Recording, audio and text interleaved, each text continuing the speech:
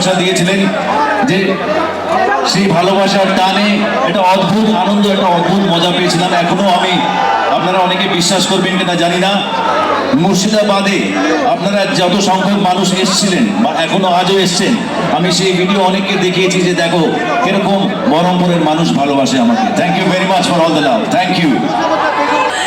অসংখ্য ধন্যবাদ। আপনারা সবাই এখানে আমাদের জন্য, আমার জন্য, আমার বুমারাঙ্গের পরিবারের জন্য এতক্ষণ ধরে অপেক্ষা করছেন। আমি জানি অনেকটাই গরম পড়েছে, but thank you so very much.